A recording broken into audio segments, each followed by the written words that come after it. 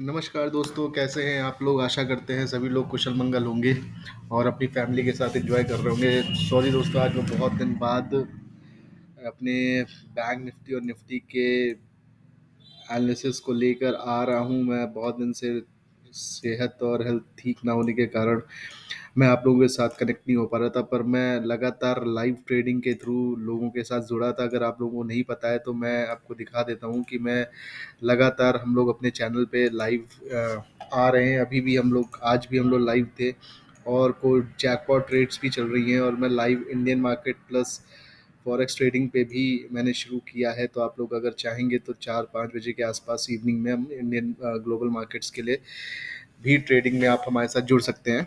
तो और रोज़ हम लगभग बैंक निफ्टी निफ्टी की लाइव ट्रेडिंग करते हैं। तो ये थोड़ा सा हमारा वो भी था कि मैं नहीं आ पा रहा हूँ उस पे, नहीं कंटेंट डाल पा रहा था, लेकिन फिर भी मैंने लाइव आने की बहुत कोशिश करी।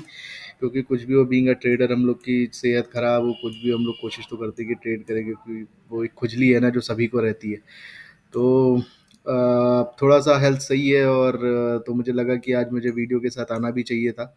तो आज मार्केट में हुआ क्या दोस्तों, मैं आपको आज थोड़ा सा कुछ हिस्ट्री बताना चाहूँगा। हो सकता है आप लोगों को भी पता हो, बट फिर भी मैं आप लोगों को कुछ चीज़ें दिखाना चाहता हूँ, क्योंकि मैं ग्लोबल मार्केट्स में भी ट्रेड करता हूँ। तो उसके अकॉर्डिंगली मैं आपको थोड़ा सा US 30 का आपको फ्यूचर्स का चार्ट दिखाता हूँ, ठीक है?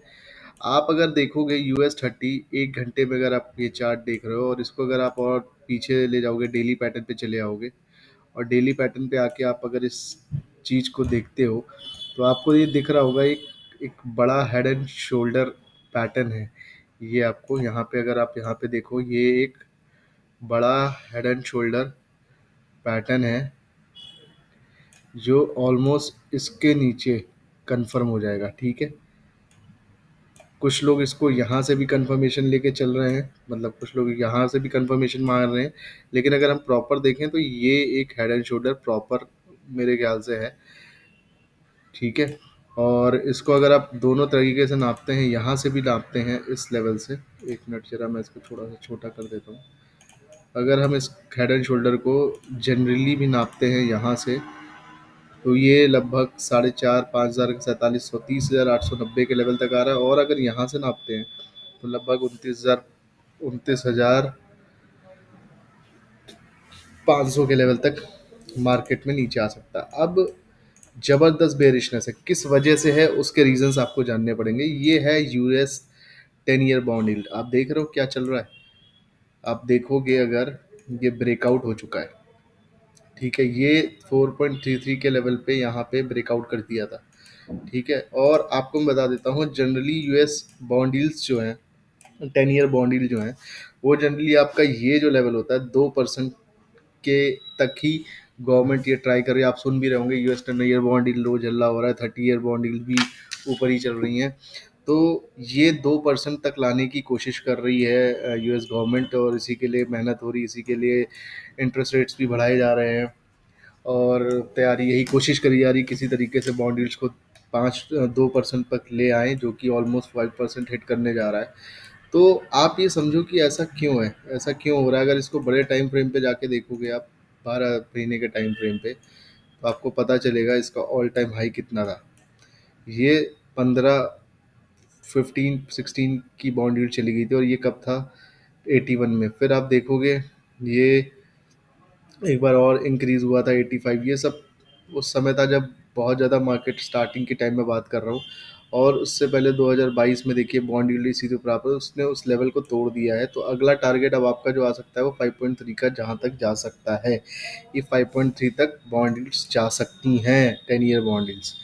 और अगर आप 30 ईयर बॉन्ड यील्ड की बात करेंगे तो 30 ईयर बॉन्ड यील्ड भी, अगर आप, मैं आपको दिखाता हूँ यहाँ पे, US 30 ईयर बॉन्ड यील्ड, अगर आप यहाँ पे बॉन्ड यील्ड्स को देखेंगे तो ये देखिए, US 30 ईयर बॉन्ड यील्ड 4.9, जो कि प्रोडिक्टेड है कि ये 5.51 तक जा सकता है। तो ये एक बहुत ही ज़बरदस्त तरीके से, और मैं इस पे आपको एक US 2 ईयर बॉन्ड यील्ड्स भी दिखाता हूँ। US 20 year bond yield, government bond yield, okay, 20 year government bond yield है ये, ठीक है? आप इसको भी देख लो, ये क्या चल रहा है। आप देख रहे हो क्या हाल है? 5.18 पीक पे चल रहा है। अगर इसको थोड़ा सा डेली पैटर्न पे लाके आप देखोगे तो आपको पिक्चर समझ में आने लगेगी कि ये हो क्यों रहा है। अब देखो, आप समझो, जितने भी बड़े इन्वेस्टर्स होते हैं जो बड़ा पैसा लगाते हैं, वो कोशिश क्या करते हैं कि वो कोशिश करते हैं कि 6-7% बनाना है। और उस 6-7% बनाने के लिए वो इमर्जिंग मार्केट्स में, इंडियन मार्केट्स में हो गया, या ऐसी मार्केट, ग्लोबली ऐसी मार्केट जहाँ पे अच्छे पैसे बन सकते हैं कम टाइम फ्रेम में, तो वहाँ पे वो पैसा इन्वेस्ट करते हैं। लेकिन जब यूएस गवर्नमेंट ही उनको 5, 5.5%, 4.5-5% के बीच में रिटर्न दे रहा है, तो वो 1-1.5% पैसा कमाने के लिए अपने पनी को रिस्क पे क्यों डालेगा इमर्जिंग मार्केट्स में। और इसी वजह से ग्लोबल फंडिंग इक्विटीज से डाइल्यूट होकर, शेयर से डाइल्यूट होकर, मार्केट से डाइल्यूट होकर वापस से यूएस बॉन्ड यील्ड्स में इन्वेस्टमेंट होता जा रहा है, जिसकी वजह से ये आपको बिकवाली दिख रही है। अगर आप इस चीज़ को समझ पा रहे हो तो प्लीज़ कमेंट में हाँ या ना लिख के बोलिएगा। देखिए, अगर इसी पे एक टॉप अप चीज़ मैं और दिखाता हूँ, WTI क्रूड, ठीक है। WTI से अच्छा है आपको मैं ब्रेंट क्रूड की दिखाता हूँ चार्ट, ठीक है। ब्रेंट क्रूड ब्रेंट क्रूड है, ठीक है। ब्रेंट क्रूड का आप चार्ट देख लो, इसके अलावा देख लो आप यूएस डॉलर है। तो आप यहाँ पे समझो हो क्या रहा है। मैंने आपको समझाया कि क्यों लोग बॉन्डीज बढ़ने पे पैसा निकालते हैं इक्विटीज से। एक्चुअली क्या है कि जितने भी बड़े इन्वेस्टर्स हैं, वो जब पैसा, उनको 6-7% मैक्सिमम कमाना है, ठीक है, बड़े पैसे की बात कर रहा हूँ, 1 लाख, 2 लाख, 10 करोड़, 20 करोड़ की बात नहीं कर रहा हूँ मैं। तो जब बड़े पैसे कमाने हैं तो उनको 6%, 6.5% कमाना है। और जब 5, 5.5% के आसपास का एस्टिमेशन गवर्नमेंट बॉन्ड से वैसे ही मिलने वाला है, तो वो पैसा इसी में डाल के अपना पैसा बना रहे हैं। क्यों? इमर्जिंग मार्केट्स में, ऐसी ऐसी ग्लोबल इकोनॉमीज जो कि ग्रो कर सकती हैं, जैसे कि इंडिया हो गई, ठीक है, और एशिया की अदर इकोनॉमीज भी हो गई, वो उन जगह पे जाके पैसे क्यों लगाएंगे, ठीक है। तो आप समझो ओवरऑल होता क्या है सेंटिमेंट्स में, जब गवर्नमेंट की बॉन्ड यील्ड बनती है, मतलब गवर्नमेंट आपको एक सर्टिफाइड इंटरेस्ट पे करने वाला है आपके पैसे दे के लिए, तो वो लोग सेफ जगह पैसा डालने की सोचते हैं। उन्होंने क्या किया, अपना पैसा उठा के वापस से बॉन्ड यील्ड्स में डालना शुरू कर दिया। जब पैसा निकलना शुरू होगा किसी भी मार्केट से, तो ऑब्वियस सी बात है बिकवाली आनी शुरू होगी। और सेम हो रहा है ऑल ओवर ग्लोबल मार्केट्स में। इसके कई सारे कारण हैं। देखिए, सबसे बड़ा था, मैंने अपना एक वीडियो भी डाला था इसके, ये लोगों ने अब बोलना शुरू किया, लेकिन मैंने ये एक मार्केट पे वीडियो डाला था, इस US market moving towards recession. Gold Sachs की एक, गोल्ड सैक अगर आप जानते हो, एक फर्म है, पोर्टफोलियो मैनेजमेंट फर्म है, जिन्होंने जिन्होंने इसके ऊपर एक चर्चा करी थी, जो हमने 3 वीक पहले डाला था, कि क्यों ऐसा है कि यूएस के अंदर एक बड़ा कोलैप्स आ सकता था। लेकिन 30 सितंबर मैंने बताया था आखिरी डेट है जिस दिन उनको बिल को पास करना था। और अगर किसी भी वजह से जो डेमोक्रेट्स थे, वो अगर डेमोक्रेट्स इस बिल को पास नहीं करवा पाते हैं, तो गवर्नमेंट क्रैश हो जाएगी। और ये क्रैश पिछली बार जब हुआ था, तो उस समय, अगर मैं आपको दिखाऊं, अगर मैं आपको यहाँ पे जाके दिखाता हूँ कि पिछली बार जब क्रैश हुआ था यूएस के अंदर, गवर्नमेंट शटडाउन हुई थी, तो आपको पता नहीं, तो मैं आपको दिखा देता हूँ। तो गवर्नमेंट शटडाउन, ठीक है, हिस्ट्री अगर आप जाओगे यहाँ पे देखो कितनी बार, 2018-19 में cost to government $5 billion, 19 400 million, 2.1 billion. और 18-19 में आपके ट्रम्प जी थे जो उस समय वहाँ पे रूलिंग पार्टी के चीफ थे। तो आप समझो, जब भी मार्केट में क्रैश आया, जब क्रैश आया था, तो आप चार्ट्स पे जाके देखोगे यूएस के 2018-19 में, तो अच्छा खासा डाउनफॉल आया था, ठीक है। और ये हुआ था लगभग दिसंबर जनवरी के आसपास, और उस समय अच्छा खासा 40% के आसपास का यूएस मार्केट्स के अंदर डिप आया था। होता क्या है कि आप इस चीज़ को भी समझ लो कि क्रैश का मतलब क्या है, कि गवर्नमेंट से रिलेटेड जितने भी लोग जुड़े हुए हैं, जितने भी लोग जुड़े हुए हैं, और जितनी भी पॉलिसीज़ गवर्नमेंट के थ्रू चलती हैं, जिसमें इमरजेंसी पॉलिसीज़ को हटा के, इमरजेंसी पॉलिसीज़ मतलब हॉस्पिटल से रिलेटेड जितनी भी चीज़ें हो गई, ठीक है, उन सब चीज़ों को हटाकर, और जैसे बहुत सारे न्यूट्रिशन रिलेटेड प्रोग्राम्स चलते हैं गवर्नमेंट के, तो उन सब चीज़ों की फंडिंग को रोक छोड़ के बाकी सारा पैसा निकलना बंद हो जाता है। सभी कॉन्ट्रैक्ट एम्प्लॉय जितने होते हैं, उनकी सारी सैलरीज इमीडिएटली बंद कर दी जाती हैं, उनको देना ही मना हो जाता है। और जितने भी ऑन रोल एम्प्लॉयज़ हैं गवर्नमेंट के, उनकी सैलरीज होल्ड कर दी जाती हैं। ये कुछ भी 1 हफ्ते से लेकर 1 महीना, 2 महीना, डिपेंडिंग अपॉन द सिचुएशन, ऐसा हो सकता था। बट ऐसा हुआ नहीं और उनको एक फाइनल ड्रॉ डाउन टाइम फिर से दे दिया गया है 35 दिन का। और नवंबर में एक फाइनल मीटिंग होगी और उस समय किसी भी प्रकार का यूएस डेमोक्रेट्स है वो बिल पास नहीं कर पाते हैं। तो जो अपोजिशन रिपब्लिकन्स हैं वो फाइनली बिल्स को रिजेक्ट कर देंगे और क्रैश हो सकती है। शटडाउन का खतरा टला है, हटा नहीं है। ठीक है। तो होता क्या है कि जब भी क्रैश होगा तो जितने भी एम्प्लॉयज उनकी सैलरी रुक जाएगी। ठीक है, गवर्नमेंट के पास पैसा ही नहीं है, पॉलिसीज कहाँ से रन करेगा। दूसरा उनकी प्रॉब्लम ये कह रहे थे रिपब्लिकन्स की, आप जो है क्या कहते हैं, यूक्रेन को लगातार फंडिंग करते जा रहे हो, अपने लोगों के लिए अपने देश के लिए पैसा नहीं है, why you are doing so. और कुछ लोग थे वो कह रहे थे कि नहीं, हमें यूक्रेन को सपोर्ट करना चाहिए, हमें उनको उनको रशिया से बचाना चाहिए, उनको लगातार वेपन सप्लाई, लगातार मॉनेटरी फंडिंग करनी चाहिए। तो अलग अलग तरीके के लोग अपने पक्ष रख रहे थे। और फाइनली ये डिसाइड हुआ कि हम जो है आपको 35 दिन का टाइम और देते हैं, जिससे कि आप चीज़ों को सेटल डाउन कर सकते हो तो कर लो। इस वजह से मार्केट गिरा नहीं। लेकिन इसका मतलब ये नहीं था कि मार्केट गिरा नहीं। आप देखोगे, अगर 30 सितंबर का कैंडल देखोगे, उस दिन भी मार्केट जो है, 30 सितंबर का US 30 का कैंडल अगर मैं आपको दिखाऊं, यूएस का 30 सितंबर का कैंडल अगर आप देखोगे, ये है 3 अक्टूबर, 28, 29, 30, 28, 29, 30 सितंबर को तो शायद छुट्टी थी, 29, 30 सीधे हाँ ठीक है, 1, 2 अक्टूबर को खुला है। तो आप देखोगे मार्केट जो है खुलते ही गिर गया। मतलब मार्केट में लोग अभी भी ये मान के चल रहे हैं कि ये जो मैंने आपको 10 ईयर बॉन्डीज दिखाई, ये जो मैंने आपको ब्रेंट क्रूड दिखाया, ये ब्रेंट क्रूड 90 के नीचे आ गया, थोड़ा सा कूल डाउन हुआ है। बट इस कूल डाउन को बहुत बहुत ईजिली लेके मत चलिएगा, कूल डाउन है। बट इसका ये मतलब नहीं है कि अगर मैं इसके फिबोनाची को नापता हूँ यहाँ पे ट्रेंड बेस्ड और मैं देखता हूँ, तो ये एग्जैक्टली 0.5 0.6 के आसपास से यहाँ से टर्न अराउंड हो सकता है, क्योंकि कोई कारण नहीं मिल रहे हैं कि जिसकी वजह से अभी ये ऐसा कूल डाउन है। ठीक है, तो ये एक्सपेक्टेड है, जो मैं भी प्ले कर सकता हूँ फाइनली।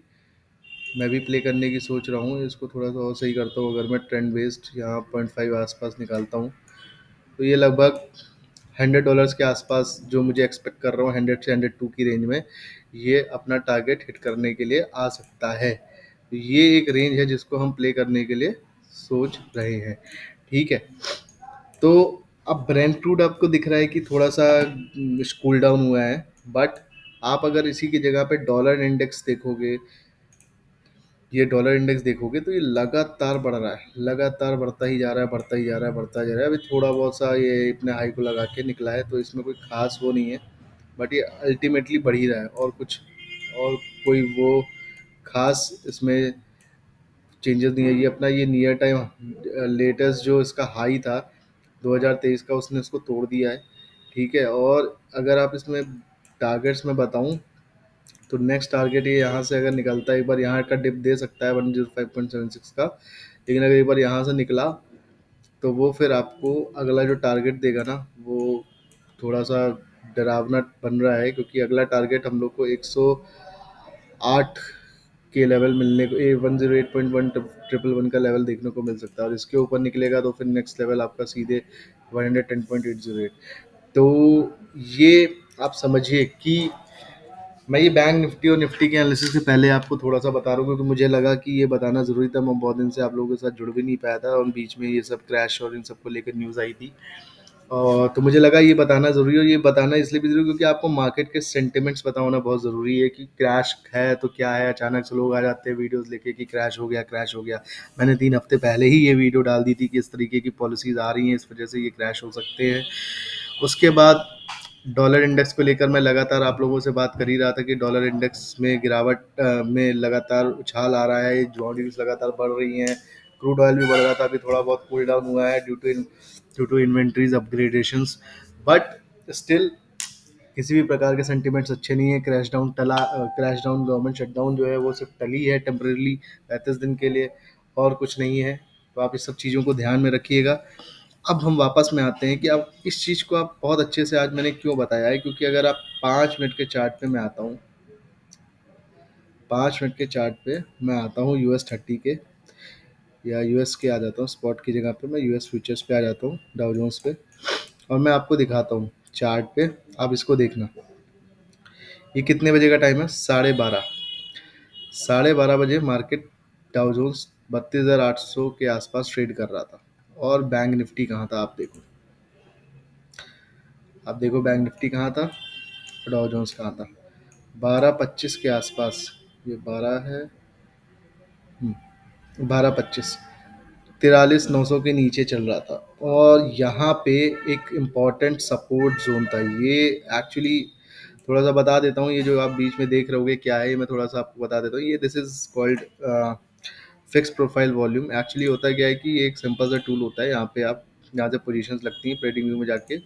आप क्या करते हो ना, आप यहाँ पे जहाँ से मेजर सेलिंग आई है या जहाँ से बाइंग आ रही है वहाँ पे स्विंग टू स्विंग नाप सकते हो। जैसे फॉर एग्जांपल अगर मैं यहाँ से यहाँ तक के स्विंग को नापता हूँ तो ये बताएगा कि एग्रेसिवली देखिए ये इसने यहाँ पे ये जो लाइन खींचता है, दिस इज कॉल्ड पीओसी। ये क्या बताता है कि ऊपर से जो प्रेशर क्रिएट किया गया है वहाँ के प्रेशर की वजह से सेलिंग प्रेशर्स यहाँ पे क्रिएट हो चुके हैं। और कहीं ना कहीं ये इंपॉर्टेंट लाइन थी, और जैसे ही इस मेजर सपोर्ट को इसने लाइन को ऊपर की तरफ तोड़ा तो एक एक्सपेक्टेड ट्रेंड था कि ये ऊपर की ओर जा सकता है। बट रिमेंबर गाइस, ये 5 मिनट का ट्रेंड है। आपको इसको जितने बड़े टाइम फ्रेम पे आप इसको जज करोगे उतना अच्छा पीओसी कंसंट्रेशन आपको मिलता है। अगर आप इसको यहाँ पे जाके देखते, और अगर सेम चीज़ अगर आप इस लेवल से, इस स्विंग से नापोगे इसको यहाँ तक, तो आपको एक लेवल मिलेगा। ये देखिए एक इम्पॉर्टेंट लेवल मिल गया, राइट। ये वो लेवल आया है ये। अब आपको ये समझ में आ जाएगा, 5 मिनट के अंदर आप देखोगे एग्जैक्टली पीओएस के पास जाके, पीओसी के पास जाके उस कैंडल ने फाइनली उस पीओसी के पास जाके रिजेक्शन लिया एक बार। ठीक है, तो पीओसी बहुत इंपॉर्टेंट होते हैं, आप अपनी रोजाना ट्रेडिंग में भी यूज़ कर सकते हो। और मैं ये क्यों बता रहा हूँ कि जब भी आप इंडियन मार्केट में ट्रेड कर रहे हो तो US30 को इस समय जरूर ट्रैक करो, क्योंकि कहीं ना कहीं जिधर की तरफ वो मूव करेगा। देखिए मार्केट में ऊपर की तरफ US30 मूव किया है, और बैंक निफ्टी भी आखिरी के समय में अगर आप देखो 3 बजे के बाद से, 3 बजे के बाद ऊपर ही मूव किया होगा। ठीक है, अगर मैं यहाँ पे 3 बजे की कैंडल पे आता हूँ, ये देखिए आप ऊपर ही की तरफ गया है। तो ये मैं इसलिए दिखा रहा हूँ कि एक्चुअली आपको ये पता होना चाहिए कि मार्केट किधर की तरफ मूव कर सकता है और किधर जाने की ज़्यादा चांसेस आपको, किस साइड की तरफ आपको प्ले करना है। तो ये पीओसीज है, मतलब ये आपको एक स्ट्रॉन्ग सपोर्ट और रेजिस्टेंस का काम दिखाते हैं कि कहाँ पे वॉल्यूम के साथ लोगों ने प्ले अराउंड किया हुआ है। और अगर आप वॉल्यूम और प्राइस एक्शन को आपस में कंबाइन कर लेंगे तो आपको एक बेटर टेक्निक पता चलेगा। अब आज मार्केट में हुआ क्या, ऑब्वियसली यूएस कल ऑब्वियसली यूएस जो है कल ऑलरेडी 400-500 पॉइंट्स गिर चुका था, राइट। कल यूएस जो है 400-500 पॉइंट्स खुलते ही गिर गया था। एक मिनट, जस्ट अगर मैं इसको यहाँ पे देखते हैं हम लोग, ये ट्यूसडे का मार्केट है, राइट। ट्यूसडे का मार्केट अगर आप देखोगे, ये मंडे, ये Tuesday, Tuesday Tuesday Tuesday Tuesday Tuesday, ये रहा मंडे। एंड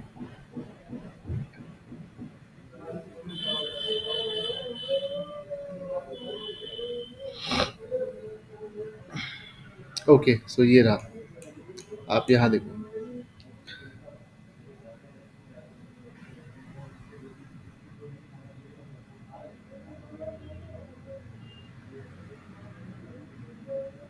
ये है, ठीक है, दिस कैंडल यहाँ पे मार्केट खुला ऑलमोस्ट फ्लैट क्लोजिंग के फ्लैट। यहाँ से मार्केट ऊपर जाने की कोशिश करता है, ऊपर जाने की कोशिश करता है। दिस वाज अ पीओसी जो मैंने बना रखी थी, और इसी पीओसी के आसपास से आप देखो कितना शानदार तरीके से मार्केट गिर गया। यहाँ से मार्केट ने ऑलमोस्ट 600 पॉइंट्स का फॉल किया था। अगर आप इसको चेक करोगे यहाँ से एग्जैक्टली वो लगभग लगभग 600 पॉइंट के आसपास, 650 पॉइंट के आसपास गिर चुका था। और गिफ्ट निफ्टी अगर आप रात में चेक करते 12-1 बजे के आसपास, तो वो लगभग 250 पॉइंट्स रेड में था। और उसके बाद उसने अपने नीचे के पीओसी के आसपास से उसने एक सपोर्ट क्रिएट किया है और ऊपर जाने की कोशिश करी। ठीक है, उसने एक पीओसी क्रिएट किया यहाँ पे, वापस ऊपर आया और यहाँ पे एक सपोर्ट क्रिएट करने की। तो कल क्योंकि यूएस रेड था, तो ऑब्वियसली बैंक निफ्टी में क्या हुआ कि बैंक निफ्टी ने एक शार्प गैप डाउन खोल दिया। ये एक दो पीओसीज थे जहाँ पे आप देखोगे मार्केट चल रहा था इन पीओसीज के बीच में। जैसे ही इस पीओसी के नीचे गैप डाउन किया तो एक नया शार्प पीओसी क्रिएट हो गया था, करेक्ट। ये जैसे ही मार्केट ने इसको तोड़ा, आप देखो कि शार्प फॉल आया। 43,800 पे लगातार कॉल राइटर्स, पुट राइटर्स अच्छी तरीके से बैठे थे, तो सपोर्ट बिल्ड हो रहा था। एक समय ऐसा लग रहा था कि 43,900 सस्टेन नहीं करेगा, नीचे चला गया, लेकिन जब ऑप्शन चेन को हमने देखना शुरू किया लगातार, सॉरी, तो 43,900 पे लगातार ये जो पुट राइटर्स थे ना, ये बढ़ते जा रहे थे। ये पहले 7:25 थे, 12:30 1 बजे, और इधर 7:25 चल रहा था। फिर धीरे धीरे ये 7:60 हो गए, ये 10 लाख हो गए, धीरे धीरे बढ़ना शुरू हो गए। तो उससे ये पता चल गया था कि ये सपोर्ट तो शायद आज ना टूटे, बट एक्सपायरी थी, तो we have to play it very safely. एक चैनल में ही चल रहा था, एक्सपायरी साइडवेज ही हो गई, कुछ खास मूवमेंट्स आए नहीं यहाँ पे। फाइनली वो 44,000 वाली ओटीएम थी, वो अच्छी भागी होगी, क्योंकि फाइनली 44,000 के ऊपर की मार्केट ने कोशिश करी थी 44,000 के ऊपर जाके क्लोज करने की, लेकिन क्लोज नहीं हो पाया, और फाइनली फिर रिजेक्ट होके नीचे आ गया। तो जनरली आप देखोगे ना, तो कुछ अब अब हम लोग क्या कर सकते हैं आने वाले दिन के लिए, अगर आप डेली बेसिस पे कैंडल को ट्रांजैक्ट कैंडल को हम लोग देखते हैं, और थोड़ा सा चार्ट में से ये सब चीज़ें हटा रहा हूँ, और अब हम नीचे आते हैं। आप देखोगे ना, ये गैप छूट रहा है, ये गैप छूट रहा है, और आपको ये पता होना चाहिए गैप्स हमेशा फिल होते हैं, तो टेंशन नहीं लेने का। मार्केट करेक्ट हो रही है तो ऊपर भी जाएगी, तो परेशान बिल्कुल नहीं होना है। अब आप देखो, ये आपको कुछ दिख रहा होगा, this is a type of head and shoulder, this is a type of head and shoulder. ये ये ये एंड बिलो दिस लाइन, ये जो पीओसी खींची हुई है, दैट इज 43,000। आप समझो इस चीज़ को, 43,900 के नीचे जिस दिन हमें क्लोजिंग मिल गई, ठीक है, 900 के नीचे जिस दिन हमें क्लोजिंग मिल गई कैंडल डेली पैटर्न पे, उसके बाद आपको एक बेयरिश पैटर्न देखने को मिल सकता है। बोलिंजर बैंड भी क्लियरली बोल रहा है कि अगला टारगेट आपका 43,350 के आसपास, और उसके बाद आप 43,000 के आसपास इवेंचुअली आ सकते हैं। तो ये दो टारगेट्स आपके नेक्स्ट टारगेट्स हो सकते हैं बैंक निफ्टी में। लेकिन एक बड़ा टारगेट की अगर मैं पोजिशनल ट्रेड की बात करता हूँ, जिसमें लोग ये वाला स्टॉप लॉस लगा के ट्रेड कर सकते हैं, यहाँ वाला स्टॉप लॉस के साथ ट्रेड कर सकते हैं, तो उसमें आपको ये एक बड़ा टारगेट प्ले करने को मिल सकता है। अगर मार्केट में सेम बेरिश सेंटिमेंट्स बने रहे, तो आप लगभग यहाँ से 4580, मतलब 41,800 के आसपास तक का टारगेट देखने को मिल सकता है आपको। मतलब we can come down to this, और ये कोई बड़ी चीज़ नहीं है। मार्केट में करेक्शंस होते हैं, तो इतना कोई बड़ा चीज़ नहीं है। एक बार आप पहले तो यहाँ फिसलोगे, ठीक है, एक बार ये ब्रेक डाउन हो गया तो फिर आप यहाँ आओगे, और ये ब्रेक डाउन हो गया तो आप फिर यहाँ आओगे, तो इमीडिएटली टारगेट आपका नेक्स्ट जो बन रहा है ना, वो यही है 43,700। ये ब्रेक होता है तो ये ब्रेक होता है तो ये, तो कल के लिए आप इसको प्लान कर सकते हो। आप कल के दिन हम लोग एक चीज़ और प्लान कर सकते हैं कि क्या हो सकता है। देखिए, गैप डाउन हो गया, गैप डाउन होने पे बहुत सिंपल बताया, गैप डाउन हो, और गैप डाउन होने के बाद वो वापस ऊपर जाएगा, मतलब बाउंसिंग बॉल। अब गैप अप होता है तो बाउंस करता है, डे लो नहीं तोड़ेगा, सपोर्ट ले लिया अगर उसने, तो वो वापस इस हाई को निकालेगा, आप ऊपर के लिए ट्रेड प्लान कर सकते हो। गैप डाउन होगा, अगर गैप डाउन होता है तो वापस प्रॉफिट बुकिंग होती है, डे हाई को नहीं निकालता है तो वापस आएगा नीचे, डे लो तोड़ेगा, आप नीचे के लिए ट्रेड प्लान कर सकते हो। ठीक है, ये गैप डाउन का है, ये गैप अप का है, गैप अप और ये गैप डाउन का कंसेप्ट है। इसको बहुत ही सिंपल तरीके से समझिए क्या होता है और ये क्यों होता है, उसको मैंने बहुत बार अपने वीडियोस में भी आप लोगों को समझाने की कोशिश करी है। तो सिंपल सी चीज़ है कि समझिए, कोई भी चीज़ माल आप लेके जा रहे हो आज, और कल मार्केट आप बेरिश हो, आप मान लीजिए कुछ बेच के गए हो, कॉल शॉर्ट करके गए हो, और कॉल शॉर्ट करने के बाद यहाँ से मार्केट और गिर जाता है, तो कुछ नहीं होगा, आपको तो फ़ायदा ही हुआ ना। आप क्या करोगे, इमीडिएटली बुक करोगे। 400-500 पॉइंट नीचे खुलता है तो 200-300 पॉइंट, तो आप इमीडिएटली बुक करोगे। प्रॉफिट बुक करने पे पोजीशंस धीरे से हल्की होती हैं, बाइंग होती है, और वो ऊपर जाता है, और फिर वापस से सेलिंग करने की लोग कोशिश करते हैं। This is how team work. अब अगर होता क्या है, ये आप एक कैंडल को पकड़ लो, ठीक है, इस कैंडल को हम डेली को सिंपल सा मार्क कर लीजिए। थोड़ा सा मैं इसको हटा रहा हूँ। ये जो है ना, ये जो लेवल, ये 43 44 170 60 का पकड़ लीजिए ये, और एक ये डुल्लो इसकी मार्क कर लीजिए, ठीक है। मार्केट इसकी रेंज में कहीं खुलेगा ना ये, तो वॉलेटिलिटी क्रिएट होगी, टाइम बिताएगा, जिस साइड ब्रेक करे उधर के लिए निकल जाइए आप, ठीक है। जिस साइड ब्रेक करे निकल जाइए। पहला टारगेट आपका यहाँ आ जाएगा 44 300 का, फिर 500 का, और फिर आपका ये 700 का भी टारगेट ऊपर देखने को मिला। नीचे तोड़ता है तो आपको नीचे के तीनों टारगेट्स मैंने इमीडिएट टारगेट दे दिए। गैप अप होता है, वेट करिए, लो नहीं तोड़ता है वापस से प्राइस एक्शन बताता है, लो तोड़ता है तो आप नीचे के लिए प्ले कर सकते हो, और गैप डाउन होता है और हाई नहीं तोड़ता है और नीचे प्राइस एक्शन के लिए आता है तो आप नीचे के लिए प्ले कर सकते हो। तो ये एक सिंपल सा इम्पोर्टेंट सा एनालिसिस है जो मैंने आपको यहाँ पे बताने की कोशिश करी है, ठीक है। Okay sorry. अब यहाँ पे मैं आता हूँ थोड़े से कम टाइम फ्रेम पे, जिसको हम बोलते हैं 1 घंटे में। देखिए क्या है, 1 घंटे में जबरदस्त बेरिशनेस, जबरदस्त तरीके की बेरिशनेस है। देखिए हो क्या रहा है, हो क्या रहा है, गिरना शुरू हो रहा है, स्विंग बनाता है गिरता है, ठीक है। अगर आप इसको मैप करोगे, स्विंग बनाया गिरा, स्विंग बनाया गिरा, स्विंग बनाया गिरा, स्विंग बनाया गिरा, स्विंग बनाया गिरा, सो ये कंटिन्यू हो रहा है, राइट। ये कंटिन्यू होता जा रहा है, और सेम देखिए फिर कंटिन्यू हुआ, फिर स्विंग बनाया, फिर गिरा, फिर स्विंग बनाया, again it can continue the same pattern, ठीक है। अब इसको नापने का तरीका बहुत सिंपल सा है, कहाँ तक बना रहा है। आप इस स्विंग से, ये स्विंग था, इसको नाप लो, अब देखो कहाँ तक जाता है। 0.3 से, इतना बेरिश है कि 0.3 से ही गिर जा रहा है, इतना ज़बरदस्त बेरिश है कि 0.3 से गिर गया पिछली बार, ठीक है। अभी कहाँ है, अभी कहाँ है, अभी ये है 0.5 से रिजेक्शन, गिरने की पूरी संभावना है, गैप डाउन होके गिर सकता है। तो ये 1 घंटे का है। अब इसको भी हटाते हैं, मैं आपको क्लियर करता जा रहा हूँ। अब आते हैं 5 मिनट के चार्ट पे। आप देखिए क्या हो रहा है, सिंपल सी चीज़ है, आपको मैंने बता रखा है। ये हाई और लो मार्क कर लीजिए, इसके ऊपर या नीचे। ऊपर जाएगा तो पहले गैप फिल करेगा, ठीक है। ऊपर जाएगा तो सबसे पहले वो गैप फिल करेगा आपका, एटलीस्ट 44 44,400 तक के लेवल को टच करने आ सकता है। नीचे गिरा तो मैंने आपको लेवल बता दिए हैं, ठीक है। नीचे गया तो आपको थोड़ा सा बड़े टाइम फ्रेम में जाके फिर से चेक कर लीजिएगा वीडियो को बैक करके, तो मैंने आपको लेवल दे रखे हैं। तो क्योंकि ऑलरेडी आप देखोगे परसों बहुत ही ज़बरदस्त तरीके का साइडवेज मार्केट था, बहुत ही ज़बरदस्त, लगभग कई सारे लोगों के स्टॉप लॉसेस हिट हुए हैं।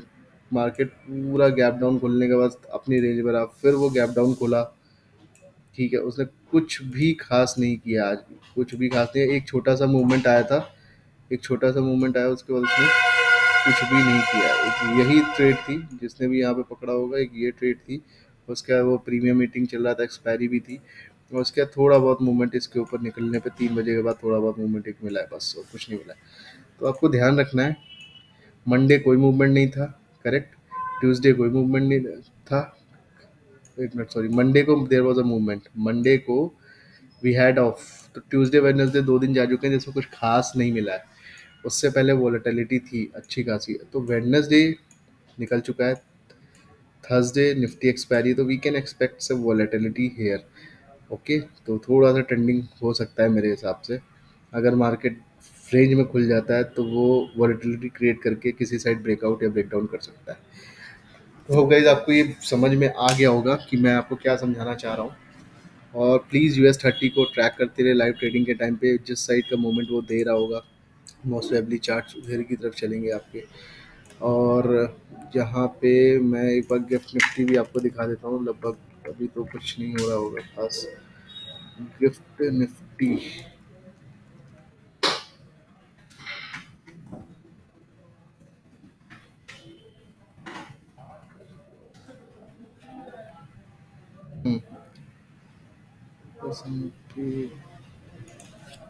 गिफ्ट निफ्टी पे आप जाके देखोगे, निफ्टी फ्यूचर्स, या निफ्टी फ्यूचर्स अगर हम देखते हैं यहाँ पे, अब ये देखो, पहले तो मैं इस पे आता हूँ निफ्टी पे, ठीक है, फिर उस पर बात करता हूँ। सेम निफ्टी के साथ भी हुआ। ये जो ऊपर आप डब्बे देख रहे हो ये थोड़े से वही हैं, पीओसी हैं, वॉल्यूम फिक्स वॉल्यूम प्रोफाइल की चीज़ें हैं, ठीक है, और कुछ नहीं है। तो इसमें भी कुछ वही सेम स्ट्रक्चर चल रहा है। तो वह वेट करिए बस, इसको भी अगर हम डेली पैटर्न पे जाके देख लें एक बार, तो आप देखो, देखो क्या हुआ है, निफ्टी ने अपने आप को होल्ड कर लिया है। ये इंपॉर्टेंट लेवल है। ये विक जो बन रही है ना, बहुत इंपॉर्टेंट है। और पिछली बार आप देखोगे तो मई जून यहाँ पे कुछ इसी प्रकार की विक बन गई थी, ये देखो, जिसके बाद हम बुलिश होके ट्रेड ऊपर के लिए लेके गए थे। और मैंने लगभग 20,700 तक का टारगेट दिया हुआ है। तो ये कुछ नहीं है, अगर आप इसको ट्रेड को थोड़ा सा देखिए, बड़े टाइम फ्रेम पे अगर आप चीज़ों को समझना शुरू करोगे ना, तो ये आपको थोड़ा सा समझ में आने लगेगा, ठीक है। अगर इसको भी हम प्ले करेंगे तो 20,300, लेकिन अगर ये थोड़ा सा डाउन ट्रेंड के लिए सिग्नल कर रहा है क्योंकि 0.5 के नीचे आ चुका है। बट अगर हम इसको ओवरऑल प्ले करते हैं, यहाँ से जो मैंने स्विंग आपको बताया था, ये मैंने आपको बोला था कि ये टारगेट आपके रुकिए, मैं थोड़ा सा करेक्ट करता हूँ फिर से, थोड़ा सा मैं करेक्शन करता हूँ आपको फिर से ये चीज़ का, क्योंकि यहाँ पे कुछ गड़बड़ी हो रही है, यहाँ पे गड़बड़ी हो रही है कुछ। अब मैं बताता हूँ क्या गड़बड़ी है।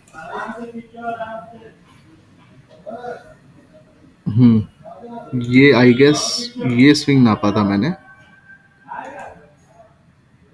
सॉरी, तो गड़बड़ कर रहा हूँ मैं। डेली था आई गेस, गोवन वीकली, वीकली में शायद कुछ अच्छा प्रेडिक्ट हो जाए मेरे को। ओके, वीकली में थोड़ा सा हम अगर इसको स्विंग को नाप के देखें यहाँ पे, तो स्टिल बहुत कुछ नहीं है। तो इसके टारगेट्स आ सकते हैं 5,700, 21,000 और 21,700 के आसपास।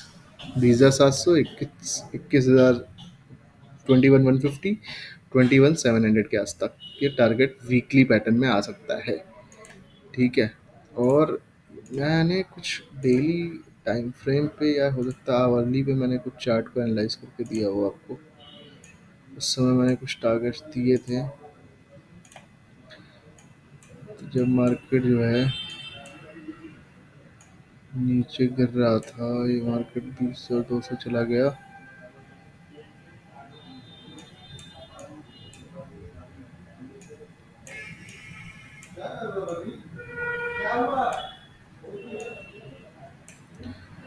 ओके, मिल गया I guess swing, I guess this was the swing जो मैंने प्लान प्ले करने के लिए बोला था आप लोगों को। ये जब यहाँ पे था मार्केट, और मैंने बोला था इसके ऊपर बाय कर लेंगे तो 20,200 का टारगेट आ सकता था, जो ऑलरेडी फुलफिल होके वापस मार्केट नीचे आ गया, ठीक है। तो ये खैर मैं इस पे इसलिए आ गया क्योंकि मुझे डेली पैटर्न पे फिर से वो पिन बार कैंडल बन रही है बोलिंजर बैंड पे, पर ज़बरदस्त बेरिशनेस है, ज़बरदस्त, लगातार फॉल हो रहा है, ठीक है। और इम्पोर्टेंट जगह पे है, ये होल्ड किया था पिछली बार 19,200, और नेक्स्ट टारगेट यहीं पे है। उसके बाद सीधा ये 19,000 के लेवल पे आ जाएगा, और 19,000 के बाद आपको सीधे ये लेवल आते दिखेगा 18,575, और फाइनली 18,300। तो ये हो सकता है कि डेली पैटर्न्स पे आ जाएं ट्रेड। तो वैसे ही प्लान अगर आपको, क्योंकि 20 के नीचे है, तो आप इसके ऊपर का स्टॉप लॉस रख के फाइनली 20,000 का स्टॉप लॉस करके, पहले टारगेट तो 19,000, सेकेंड टारगेट 1856, थर्ड टारगेट 18,300 तक के लिए तो एटलीस्ट प्ले कर सकते हैं यहाँ से, ठीक है। और ये ओवरऑल अगर देखें हम कितना है, 18,300 तक का टारगेट जो है वो आपको 1,000 पॉइंट का टारगेट है। और स्टॉप लॉस कितना बन रहा है अगर आपका, मैं यहाँ से मार्क करता हूँ, यहाँ से 700, 1:1 आ रहा है अभी, क्योंकि इसी के बाद जब गिरेगा तो फिर वो नेक्स्ट इस लेवल पे 17,400 के 500 के लेवल पे आके रुक सकता है। But still everything is fine. आप अर्ली चार्ट पे देखते हैं क्या चल रहा है, गैप डाउन, गैप डाउन होते ही गिरना, और गिरता ही गया निफ्टी। निफ्टी तो मतलब निफ्टी तो गजब ही हो गया है, निफ्टी तो 1 घंटे में सिर्फ फॉल ही फॉल, फॉल ही फॉल, देख रहे हैं आप। इसके बाद ये पता नहीं क्या हुआ है अचानक से, फॉली फॉल और ये देखिए आप यहाँ पे, आप इस चीज़ को देखो, गैप डाउन हुआ, फॉल हुआ और फिर ब्रेकआउट। आप डाउ जोन्स को प्लीज़ ट्रैक करते रहिएगा, बहुत इंपॉर्टेंट है इस समय। यूएस 10 ईयर बॉन्डीज, 20 ईयर बॉन्डीज और 2 ईयर बॉन्डीज को ट्रैक करते रहिए, फ्रैंक फ्रूट को ट्रैक करते रहिए। ठीक है, डिक्सी मतलब डॉलर इंडेक्स को ट्रैक करते रहिए। डॉलर इंडेक्स आप देख रहे हो 107 6 से कूल डाउन हुआ है। तो US 30 ऑब्वियसली ये कूल डाउन हुआ है, तो US 30 थोड़ा सा ऊपर जाने की कोशिश कर रहा है। तो एवरीथिंग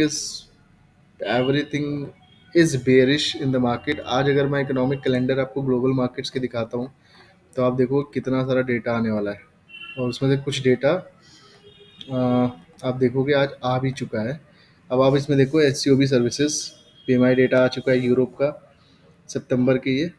ठीक है, आप इसमें देखो, ये सेंटिमेंट बताता है कि ऑलमोस्ट 50-50 है, मतलब कंफ्यूज टाइप के हैं अभी तक। ठीक है, सारे डेटा ऑलमोस्ट बेरिश ही आई हैं। 1 2 3 4 5 डेटा ऑलमोस्ट आपको थोड़ा सा बेरिशनेस टाइप का दिख रहा है। ये एक्चुअल है, ये एक्चुअल डेटा होता है।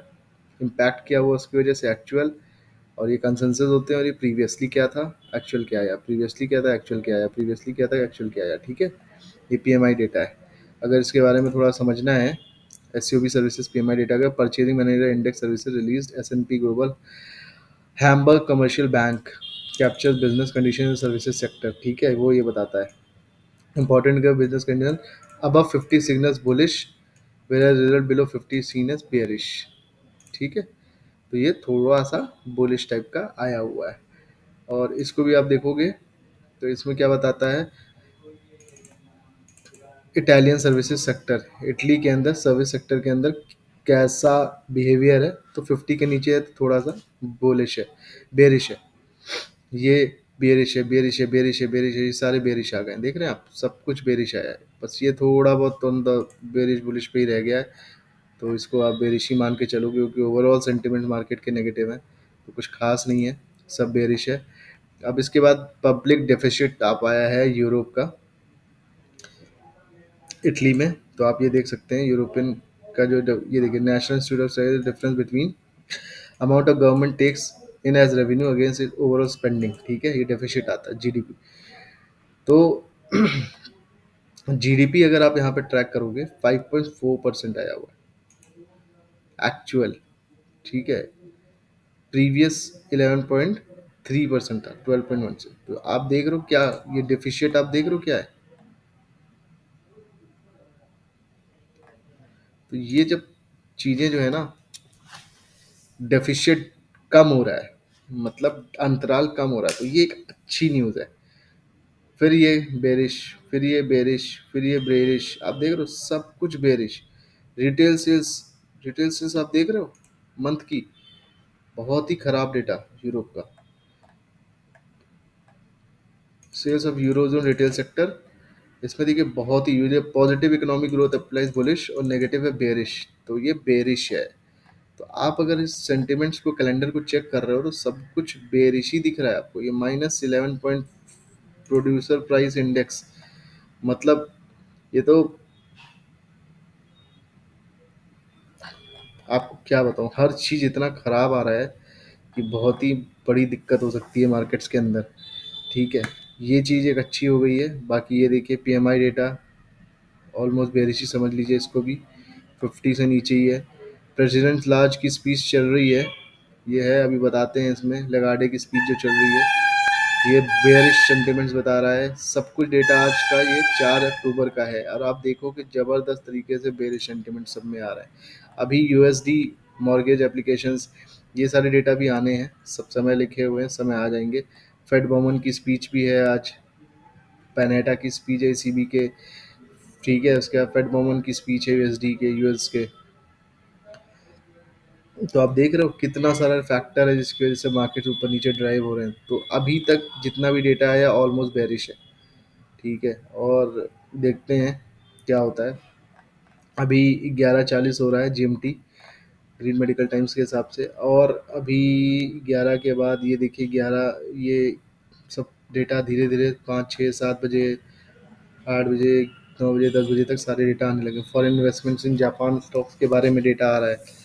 बॉन्ड यील्ड्स के बारे में आने वाला है data, foreign bond investments Japan की, ठीक है। उसके बाद नेशनल डे है कनाडा का, वो चाइना का, यूरोप का प्रेसिडेंट लागार्डे स्पीच है, क्रूड ऑयल स्टॉक एक्सचेंज आ रहा है, आने वाला है सितंबर का, यूएस का, फेड बर्मन स्पीच है, ईसीबी पेनाटा स्पीच है, आईसम सर्विसेज के प्राइसेस आने वाले हैं, पेड सर्विसेज के बारे में डेटा आने वाला है, यूएस का डेटा, आईसम सर्विसेज का पीएमआई, न्यू सर्विसेज ऑर्डर्स के बारे में डेटा आने वाला है, एम्प्लॉयमेंट जो सर्विसेज के अंदर एम्प्लॉयमेंट है उसके बारे में डेटा आने वाला है, फैक्ट्री ऑर्डर्स का डेटा आने वाला है यूएस के, एस&पी ग्लोबल का कंपोजिट का डेटा, सर्विसेज का डेटा, ये सारी चीज़ें आपको अभी थोड़ी देर में आने जा रही हैं।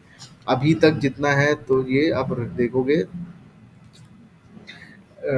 इसको आप बोल सकते हैं तो मिड टू बेरिश, मतलब कोई खुश नहीं है लेकिन बेरिश आता जा रहा है, ठीक है। डेटा अभी तक जितना भी यूरोप का डेटा है, इसके बाद जो डेटा आने हैं वो भी एक्सपेक्टेड है कि बहुत अच्छे नहीं आएंगे, ठीक है। पीएमआई डेटा देके लोग क्या एक्सपेक्ट कर रहे हैं कि बेरिश होगा, ये पहले के सेंटिमेंट्स होते हैं। Slip to 53.6 point still reflecting moderate growth, तो ये देखिए आप, ये एक्सपेक्टेशन है कि वो स्लिप हो जाएगा 53.6 पे, तो बताया है 50 के नीचे बेरिश होता है। तो जैसे जैसे 50 के पास आता जाएगा तो और मार्केट में करेक्शन आने की संभावनाएं बढ़ती चली जाएंगी।